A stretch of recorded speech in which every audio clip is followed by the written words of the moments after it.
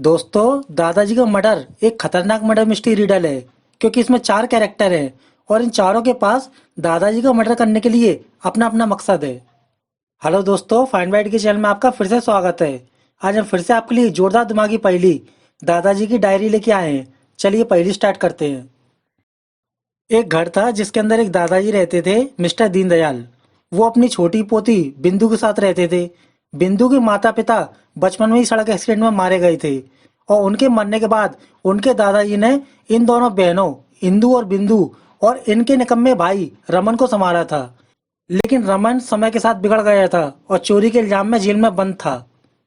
अभी दादाजी और बिंदु कमरे में खड़े थे, तभी बाहर से किसी ने दरवाजा खटखटाया। बिंदु ने आके दरवाजा खोला और बोली, दादाजी, रंजीत जीजाजी आए हैं। दादाजी बोले, अरे रंजीत बेटा, बाहर क्यों खड़े हो, अंदर आ जाओ। अब इंदु का पति रंजीत बोला, दादाजी, आपने अपनी पोती इंदु की शादी मुझसे कराई थी और शादी होने के बाद आपने मुझे 3 लाख रुपए देने का वचन भी दिया था। लेकिन 5 साल हो गए, आप मेरे पैसे कब दोगे? आप अच्छी तरह से जानते हो कि जब तक आप मुझे 3 लाख रुपए नहीं दोगे तब तक मैं इस घर के अंदर नहीं आऊंगा और ना ही आपकी पोती इंदु को यहाँ लेके आऊंगा। क्या आप मुझे जीवन भर घर के बाहर बैठाना चाहते हो? अब दादाजी बोले, बेटा बिंदु, रंजीत को बाहर बैठने के लिए स्टूल दे दो और इनके लिए चाय बना दो। इतना सुन के बिंदु ने रंजीत जिया जी को बैठने के लिए स्टूल दे दिया और किचन में जाके चाय बनाने लगी। अब दादाजी बाहर आके रंजीत से बोले, बेटा रंजीत, मैंने तुमसे 3 लाख रुपए देने का वादा किया था, लेकिन शादी के बाद मेरे सारे पैसे खत्म हो गए। लेकिन तुम चिंता मत करो, मेरी नौकरी से प्रोविडेंट फंड पीएफ का पैसा आने वाला है। मुझे 1 महीने बाद 5 लाख रुपए मिलने वाले हैं। उस समय मैं तुम्हें 3 लाख रुपए दे दूंगा। अब रंजीत बोला, दादाजी, आप ये बात मुझसे 3 साल से कह रहे हो, पता नहीं आपका प्रोविडेंट फंड पीएफ का पैसा कब तक आएगा। अभी वो दोनों बातचीत कर ही रहे थे, तभी बिंदु का भाई रमन जेल से छूट के वहां आ गया और बोला, नमस्ते जिया जी, किस पैसे की बातचीत हो रही है, मुझे भी बताओ। अब दादाजी आश्चर्य से बोले, रमन, तू जेल से कब आया? रमन बोला, दादाजी, मैं आज ही जेल से छूटा हूँ। अब सारे बुरे काम छोड़कर मैं कोई अच्छा व्यवसाय बिजनेस करूंगा और आपके साथ रहकर घर के खर्चों में आपका हाथ बटाऊंगा। लेकिन दादाजी, मुझे व्यवसाय बिजनेस करने के लिए कुछ पैसों की जरूरत है। क्या आप मुझे 1 लाख रुपए दे सकते हो? अब रंजीत हंसकर बोला, दादाजी, आपके प्रोविडेंट फंड पीएफ के पैसे अभी आए नहीं है, लेकिन आपके घर में चोर अभी से आ गया। इस रमन से आप अपने पैसे बचा के रखना। इतना बोल के रंजीत ने अपनी स्कूटी स्टार्ट की और वहां से अपने घर के लिए चला गया और वो दोनों से देखते रह गए। उसके जाने के बाद दादाजी बोले, रमन, तू इस घर में रह सकता है, लेकिन मैं तुझे पैसे नहीं दूंगा। अगर तुझे अपना व्यवसाय चालू करना है तो तुझे पैसे खुद कमाने होंगे। दादाजी की बात सुन के रमन मान गया और दोनों घर के अंदर चले गए। अब रात के समय बिंदु दादाजी से बोली, दादाजी, मैं दिन में कॉलेज जाती हूँ और अभी शाम के समय बस्ती के बच्चों को ट्यूशन पढ़ाने जाती हूँ और रात में खाना बना के सो जाती हूँ। दादाजी, मुझे ऐसी लाइफ पसंद नहीं है। मुझे जीवन में कुछ करना है, कुछ बनना है। दादाजी, मुझे ब्यूटी पार्लर का कोर्स करना है। क्या आप मुझे कोर्स करने के लिए अपने प्रोविडेंट फंड पीएफ के पैसे से 2 लाख रुपए दे सकते हो? अब दादाजी बोले, ठीक है बेटा बिंदु, इस घर में मेरे अलावा तुम ही समझदार हो। मैं तुम्हारी मदद करूंगा, लेकिन मैं तुम्हें सिर्फ 1 लाख रुपए दूंगा। बाकी के पैसों का इंतजाम तुम अपने ट्यूशन पढ़ा के कर सकती हो। और साथ में अपने भाई रमन को भी देखते रहना। रमन भी आज जेल से छूट के आया है। मुझे डर है कि इस बार रमन अपने घर में ही मेरे पैसों की चोरी न कर ले, इसलिए मुझे अपने पैसे आने से पहले इस घर में कैमरा लगवाना पड़ेगा। अब मेरी डायरी उठाओ और अपने ट्यूशन के बच्चों को पढ़ा कर आओ। उसके बाद मेरे और अपने भाई रमन के लिए खाना बनाना। जब तक मैं आज की वार्ता और खर्चे अपनी डायरी में लिख लेता हूँ। दोस्तों, दादाजी को प्रतिदिन शाम के समय डायरी लिखने का शौक था। वो प्रतिदिन के खर्चे व प्रतिदिन की होने वाली दिनचर्या के बारे में अपनी डायरी में जरूर लिखते थे। अब दूसरे दिन दादाजी ने अपने घर के अंदर व बाहर 2 कैमरे लगवा लिए, जिससे कि उनके पैसे चोरी होने का खतरा ना हो। अब कुछ दिन बाद फिर से उनका जमाई रंजीत घर आया और बाहर से चिल्लाया, दादाजी, मेरे पैसे दो। अब अंदर से दादाजी रंजीत के लिए स्टूल लेके बाहर आए और बोले, क्या हुआ रंजीत, इतने गुस्से में क्यों हो? मैंने तुमसे कहा है कि मेरा फंड का पैसा आने वाला है और फंड का पैसा आते ही मैं तुम्हारे पैसे दे दूंगा, लेकिन तुम इतना चिल्ला क्यों रहे हो? रंजीत चिल्लाकर बोला, दादाजी, आप झूठ बोल रहे हो। फंड का पैसा आ गया है और आपने उन पैसों से घर के बाहर कैमरे भी लगवा लिए हैं। अब मेरा भी पैसा दे दो। अब दादाजी हंसकर बोले, रंजीत तुम मुझे गलत समझ रहे हो, मेरा फंड का पैसा अभी तक नहीं आया और घर में कैमरे मैंने अपने परिचित के दोस्त की दुकान से लगवाए हैं। जैसे ही फंड का पैसा आ जाएगा मुझे उसको भी कैमरों का पैसा देना होगा। अभी वो दोनों बातचीत कर ही रहे थे, तभी रमन गुस्से से बाहर आया और बोला, दादाजी ये रंजीत बहुत ज्यादा चिल्ला रहा है, अगर आप आज्ञा दें तो मैं इसे 10 मिनट में सही कर देता हूँ। दादाजी बोले, तू चुप हो जा नालायक, ये कैमरे मैंने तेरे कारण ही घर में लगवाए हैं और ये रंजीत तेरी बहन का पति है, इससे सही तरीके से बात कर वरना मेरे घर से निकल जा, तेरे जैसे चोर के लिए मेरे घर में कोई जगह नहीं है। इतना सुनकर रमन गुस्सा होकर घर छोड़ के चला गया। उसके जाने के बाद रंजीत बोला, दादाजी ये सब नौटंकी बंद करो और मेरा पैसा मुझे दे दो, मुझे भी बार बार इस घर में आकर पैसे मांगना अच्छा नहीं लगता। अब दादाजी बोले, ठीक है बेटा, तुम अगले हफ्ते 20 तारीख को आना और अपने पैसे लेकर जाना। इतना सुन के रंजीत अपनी स्कूटर उठा के वहां से अपने घर के लिए चला गया और दादाजी उसे देखते रह गए। अब कुछ दिन बाद 20 तारीख आ गई और दादाजी को दिन में ऑफिस से प्रोविडेंट फंड का पैसा मिल गया, जिसे लेके वो घर चले गए। अब शाम के समय बिंदु बस्ती के बच्चों को ट्यूशन पढ़ाकर वापस घर लौट रही थी। उसने बाहर से आके दरवाजा खटखटाया और आवाज लगाई, दादाजी दरवाजा खोलिए। लेकिन बिंदु के कई बार दरवाजा खटखटाने के बाद अंदर से दादाजी ने दरवाजा नहीं खोला। तभी वहां रंजीत अपना पैसा लेने गाड़ी से वहां आ गया। उसने गाड़ी से उतर के पूछा, क्या हुआ बिंदु, तुम बाहर क्यों खड़ी हो और दादाजी कहाँ हैं? बिंदु बोली, जीजाजी दादाजी अंदर से दरवाजा नहीं खोल रहे हैं, मैंने कई बार कोशिश की लेकिन दादाजी कोई जवाब भी नहीं दे रहे हैं। अब रंजीत ने भी घर का दरवाजा खटखटाया और दादाजी को आवाज दी, लेकिन अंदर से किसी ने दरवाजा नहीं खोला। कुछ देर इंतजार करने के बाद रंजीत ने पुलिस को फोन कर दिया और कुछ देर बाद वहां पुलिस आ गई। बिंदु बोली, इंस्पेक्टर साहब मेरे दादाजी अंदर से दरवाजा नहीं खोल रहे हैं। अब इंस्पेक्टर बोला, तुम दोनों कौन हो और मुझे पूरी बात बताओ। बिंदु बोली, मेरा नाम बिंदु है, मैं अपने दादाजी के साथ इसी घर में रहती हूँ और शाम के समय पास की बस्ती में ट्यूशन पढ़ाने जाती हूँ। आज शाम जब मैं ट्यूशन से घर वापस आई और दरवाजा खटखटाया तो देखा दादाजी दरवाजा नहीं खोल रहे हैं। अब रंजीत बोला, मेरा नाम रंजीत है, मैं इस घर का दामाद हूँ और दादाजी से अपने पैसे लेने आया हूँ। आज दादाजी को प्रोविडेंट फंड पीएफ का पैसा मिलने वाला था, इसलिए दादाजी ने मुझे पैसे लेने के लिए बुलाया था। लेकिन यहाँ आके देखा बिंदु घर के बाहर खड़ी हुई है और दरवाजा खटखटा रही है। अब डीके बोला, बिंदु तुम्हारे घर का सीसीटीवी कैमरा झुका हुआ क्यों है? ऐसा लग रहा है जैसे ये टूट गया है। बिंदु बोली, हाँ सर, 2 दिन पहले ही रात में किसी व्यक्ति ने पत्थर मार के बाहर से इस कैमरे को तोड़ दिया, लेकिन जिसने ये कैमरा तोड़ा उसे हम नहीं पहचान सकते क्योंकि उस समय घर की लाइट नहीं थी। इस कारण इस सीसीटीवी कैमरे में कैमरा तोड़ने वाले का फुटेज रिकॉर्ड नहीं हो पाया। अब पुलिस ने सभी के सामने उस दरवाजे को तोड़ा और तोड़ के सभी लोग अंदर चले गए। अंदर जाके बेडरूम में देखा दादाजी की लाश पड़ी हुई है और उनके सीने से खून निकल रहा था। ऐसा लग रहा था जैसे उनको किसी ने सीने में गोली मारी है। दादाजी की लाश देख के बिंदु रोने लगी। अब इंस्पेक्टर बिंदु को चुप कराते हुए बोला, चुप हो जाओ बिंदु, मुझे लगता है किसी चोर ने दादाजी के फंड के पैसों के लिए तुम्हारे दादाजी को मार दिया और पैसा लेके इस खिड़की से भाग गया क्योंकि तुम्हारे घर की खिड़की खुली हुई है। अब रंजीत बोला, इंस्पेक्टर साहब मुझे लगता है बिंदु का भाई रमन, जो पेशे से एक चोर है और अभी अभी चोरी की सजा काट के जेल से वापस आया है, उसने दादाजी को मार के फंड के पैसे लेके भाग गया क्योंकि दादाजी ने मेरे सामने उसे घर से निकाला था। अब इंस्पेक्टर ने तुरंत दूसरे पुलिस स्टेशन में फोन लगाकर रमन के बारे में सच्चाई पूछी। क्या आप रमन नामक चोर को जानते हैं जो अभी भी चोरी के इल्जाम में जेल से छूटा है? दूसरी तरफ से बताया, रमन कुछ दिन पहले चोरी के इल्जाम में जेल से छूटा था, लेकिन उसने फिर से चोरी की और 2 दिन से हमारे पुलिस स्टेशन में बंद है। अब डीके बोला, इंस्पेक्टर रमन ने दादाजी को नहीं मारा, अर्थात खूनी इन दोनों में से कोई एक है। अब इंस्पेक्टर ने बिंदु से पूछा, बिंदु आज तुम्हारे दादाजी को कितना फंड का पैसा मिला और वो अपना पैसा कहाँ रखते थे?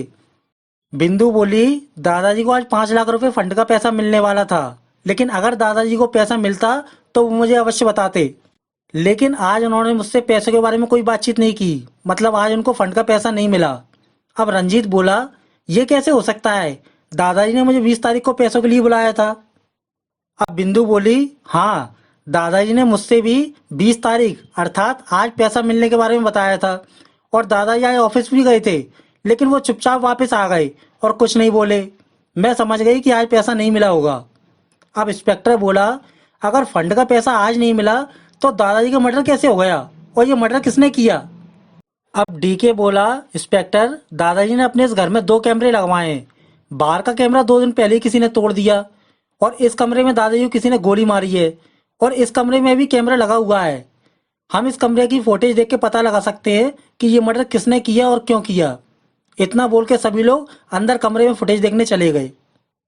अंदर जाके सभी ने देखा कि दादाजी और बिंदु का एक कॉमन कमरा था जिसमें वो लोग सोते थे। अब अंदर जाके सभी लोग सीसीटीवी कैमरे की फुटेज देखने लगे। उन्होंने देखा, बिंदु के बाहर जाने के बाद दादाजी घर के अंदर कमरे में आराम कर रहे थे। तभी किसी ने बाहर से दरवाजा खटखटाया और दादाजी दरवाजा खोलने बाहर के कमरे में आ गए और दरवाजे की कुंडी खोलने लगे। तभी दरवाजे के बाहर खड़े व्यक्ति से बातचीत हुई और दादाजी ने दरवाजा नहीं खोला। उस आदमी से बातचीत करने के बाद दादाजी दरवाजे की कुंडी बंद करके कमरे की खिड़की पे गए और खिड़की खोलकर अंदर से एक स्टूल उठा के बाहर दे दिया और सामने वाले से बातचीत करने लगे। अब कमरे में लगा कैमरा केवल कमरे की फुटेज रिकॉर्ड कर सकता है, इस कारण बाहर खड़े कातिल का चेहरा दिखाई नहीं दे रहा था। अब दादाजी खिड़की से स्टूल देने के बाद बाहर किसी से बातचीत कर रहे थे और कुछ देर बाद बाहर से उस व्यक्ति ने उनको गोली मार दी और दादाजी कमरे में गिर के मर गए। उसके बाद वो कातिल बाहर से स्टूल अंदर फेंक के खिड़की लगाए भाग गया और कैमरे में उसका फुटेज नहीं आया।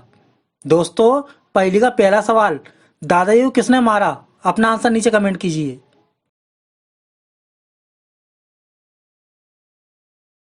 अब कैमरे की फुटेज देखने के बाद डीके बोला, बिंदु, किसी ने तुम्हारे दादाजी से स्टूल मांगा और उनसे बातचीत करने के बाद उनको गोली मार दी।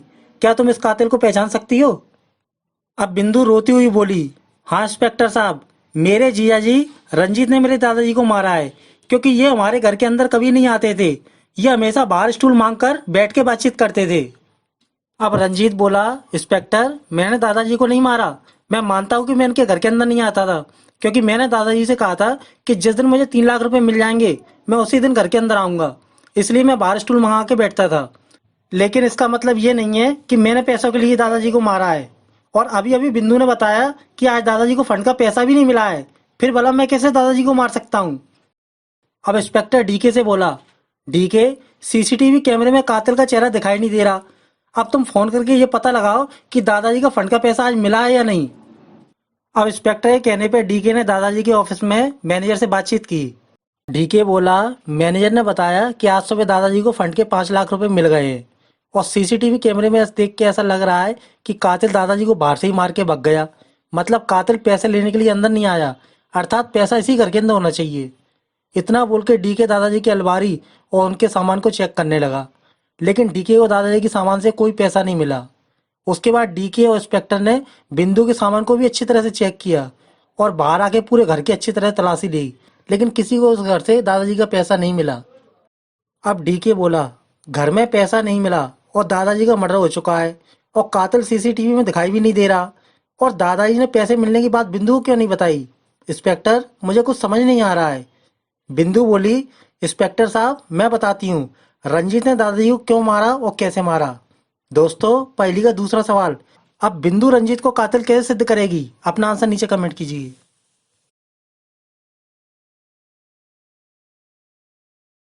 बिंदु बोली, रंजीत को दादाजी से 3 लाख रुपए लेने थे और रंजीत ये भी जानता था कि 20 तारीख को दादाजी को फंड का पैसा 5 लाख रुपए मिल जाएगा, इसलिए रंजीत सुबह सुबह दादाजी के ऑफिस बाहर पहुंच गया होगा और दादाजी से अपना कोई कारण बताकर 3 लाख रुपए की जगह पूरे 5 लाख रुपए फंड के ले लिए होंगे और ये भी वादा किया होगा कि मैं बाकी के 2 लाख रुपए आपको शाम को लौटा दूंगा, लेकिन आप ये बात किसी से न कहना। रंजीत जानता था कि मैं शाम को 7 बजे बच्चों को ट्यूशन पढ़ाने पास की बस्ती में जाती हूँ और दादाजी उस समय घर पे अकेले रहते हैं और दादाजी ने घर के अंदर व बाहर कैमरा भी लगवा लिया है। अब रंजीत शाम के समय दादाजी के 2 लाख रुपए लौटाने आया होगा, लेकिन बाहर का कैमरा टूटा देख के उसके मन में लालच आ गया और उसने मन में दादाजी को मारने का प्लान बनाया और रंजीत ने बाहर से दरवाजा खटखटाया, लेकिन वो घर के अंदर नहीं आया, बल्कि उसने दादाजी को खिड़की के पास बुलाया और बाहर स्टूल मांग के बातचीत की और बाद में बाहर से ही दादाजी गोली मारकर स्टूल अंदर फेंक के भाग गया, जिससे कि अंदर की सीसीटीवी में रंजीत का फोटो दिखाई न दे। अब रंजीत बोला, मैंने दादाजी को नहीं मारा, मैं घर पर अपने पैसे 3 लाख रुपए लेने आया था उस समय मुझे बाहर बिंदु दिखाई दी। मुझे लगता है दादाजी के पैसे इसी ने लूटे हैं और इसी ने दादाजी को मारा है। अब मैं सिद्ध करूंगा कि बिंदु ने दादाजी को कैसे मारा। दोस्तों, पहली का तीसरा सवाल। अब रंजीत बिंदु को कातिल कैसे सिद्ध करेगा? अपना आंसर नीचे कमेंट कीजिए।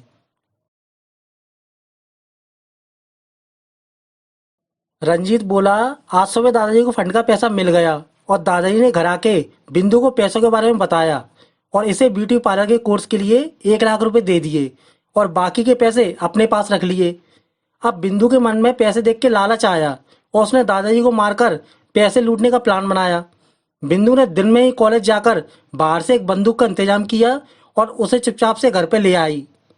बिंदु जानती थी कि दादाजी कमरे में कैमरा नहीं लगा है, इसलिए बिंदु ने दिन या शाम के समय दादाजी के पैसे 4 लाख रुपए चुराकर बस्ती के बच्चों को ट्यूशन पढ़ाने चली गई और इसने बाहर कहीं अपना पैसा छुपा दिया होगा।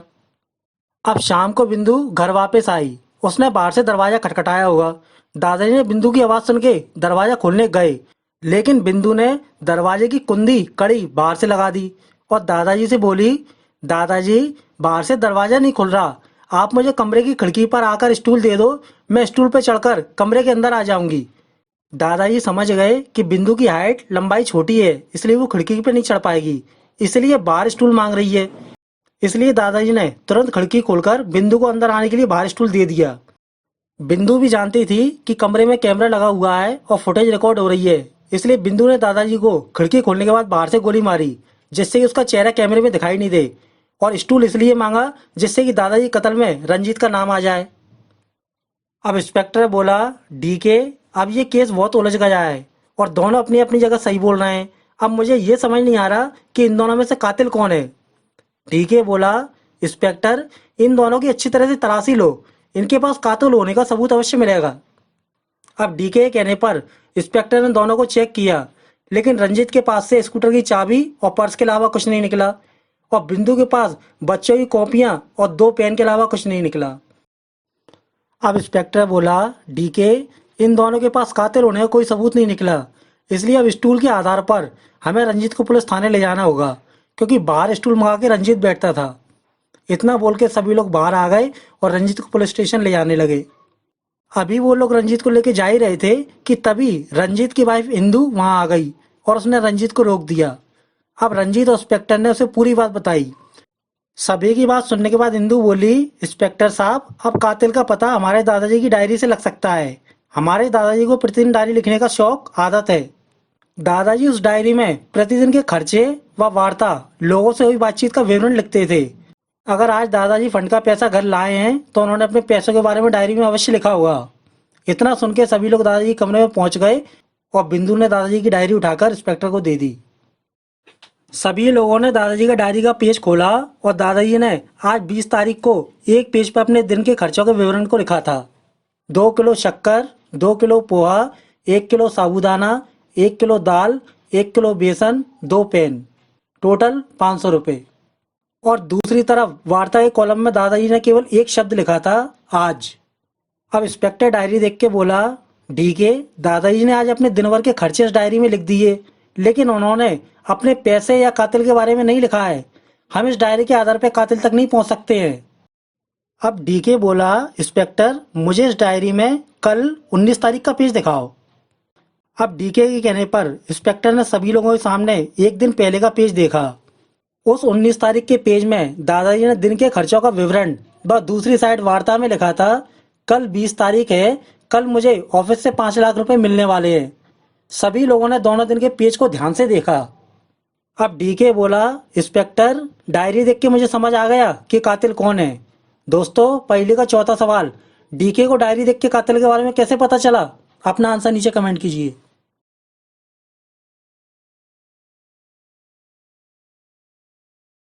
डीके बोला, कातिल बिंदु है, इसी ने अपने दादाजी को खिड़की के बाहर से गोली मारी है। अब मेरी बात ध्यान से समझिए। दादाजी अपने खर्चे व बातचीत इस डायरी में लिखते हैं, ये सच बात है। अब आप सभी लोग 19 तारीख के पेज को ध्यान से देखिए। दादाजी के इस पेज में पेन की स्याही का रंग, इंक का कलर कम हल्का दिखाई दे रहा है, अर्थात दादाजी की पेन की स्याही या तो खत्म हो चुकी है या खत्म हो रही है, इसलिए पेन की स्याही का रंग हल्का आ रहा है। अब आप सभी लोग 20 तारीख के पेज को ध्यान से देखिए। इस पेज में खर्चों के विवरण में स्याही का रंग डार्क गहरा है। मतलब ये सभी खर्चे दादाजी ने भरी हुई पेन नई पेन से लिखे हैं और साथ में खर्चों में 2 पेन खरीदने का विवरण भी है। अर्थात आज सुबह दादाजी बाजार से अपने लिए 2 पेन लाए थे, जिससे कि दादाजी को डायरी लिखने में मुश्किल ना हो, और उन्होंने नए पेन से अपने खर्चे डायरी में लिखे और अपने ऑफिस पैसे लेने चले गए। अब शाम के समय दादाजी अपनी डायरी में दिन की सभी वार्ता दिनचर्या बिंदु के ट्यूशन जाने के बाद एकांत में लिखते हैं।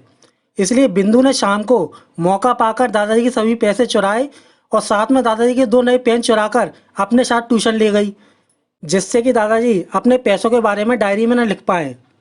अब दादाजी ने बिंदु के ट्यूशन जाने के बाद डायरी लिखने के लिए अपने नए पेन खोजे होंगे, लेकिन उनको अपने नए पेन नहीं मिले। इसलिए उन्होंने अपना पुराना खाली पेन उठाया और उससे पैसों के बारे में लिखना चाहा, लेकिन पुराना खाली पेन होने के कारण वो केवल 8 शब्द ही लिख पाए और पेन की स्याही खत्म हो गई। इसलिए हमें बिंदु की थैली से 2 पेन मिले हैं और डायरी में केवल 8 शब्द लिखा है। अब बिंदु चिल्लाकर बोली, नहीं, ये दोनों पेन मेरे हैं, मैं ट्यूशन पढ़ने जाती हूँ, इसलिए दादाजी मेरे लिए 2 पेन लेके आए थे। डीके बोला, तुम झूठ बोल रही हो। अगर दादाजी तुम्हारे लिए पेन लाए होंगे तो 2 पेन में से केवल 1 पेन तुम्हें दिया होगा और 1 पेन उन्होंने अपने पास रख लिया होगा, क्योंकि उनके पेन की स्याही खत्म हो चुकी थी और उनका खाली पेन यहीं कमरे में होगा। इतना बोल के इंस्पेक्टर ने पलंग के नीचे से दादाजी खाली पेन उठा के दिखा दिया। उसके बाद रंजीत की थ्योरी के अनुसार तुमने ट्यूशन से वापस आकर बाहर से दरवाजे की कुंडी लगा दी और दादाजी से कमरे के अंदर आने के लिए स्टूल मांगा और खिड़की से स्टूल मांगकर दादाजी को गोली मार दी और गोली मारकर बाहरी बंदूक और पैसे छिपाने के लिए भाग गईं। उस समय बंदूक और पैसे तुम्हारे थैले में ही थे। तुमने बुद्धि लगाकर अपना कातिल होने का प्रत्येक सबूत हटाया और स्टूल के द्वारा रंजीत को दादाजी के मर्डर में फंसाना चाहा, लेकिन तुम खुद फंस गई। अगर रंजीत दादाजी से ऑफिस में पैसे लेता तो वो सुबह ही दादाजी को पैसे लेकर ऑफिस के बाहर मार देता, लेकिन वो दादाजी का मर्डर करने घर नहीं आता, क्योंकि रंजीत को पता था दादाजी ने घर के बाहर कैमरा लगवा लिया है और कैमरे में रंजीत की कैमरा तोड़ते समय या दादाजी को मारते समय फोटो आ सकती है। और बाहर के कैमरे का डर बिंदु को नहीं था, क्योंकि 2 दिन पहले बाहर के कैमरे को भी लाइट जाने पर बिंदु नहीं तोड़ा था, जिससे कि जब ये बाहर से दादाजी को गोली मारे तो उसका फुटेज बाहर के सीसीटीवी में दिखाई ना दे। इससे ये सिद्ध होता है कि तुमने ही दादाजी को मारा है। अब बताओ बंदूक और पैसे कहाँ हैं? अब बिंदु ने हार मान ली और इंस्पेक्टर और डीके के सामने अपना गुनाह मान लिया और बंदूक और छुपे हुए पैसों के बारे में बता दिया। दोस्तों, कैसी लगी आपको जोरदार दिमागी पहेली? पहेली अच्छे लगे तो लाइक कीजिए और ऐसी ही पहेलियाँ देखने के लिए अभी हमारे चैनल को सब्सक्राइब कीजिए। धन्यवाद।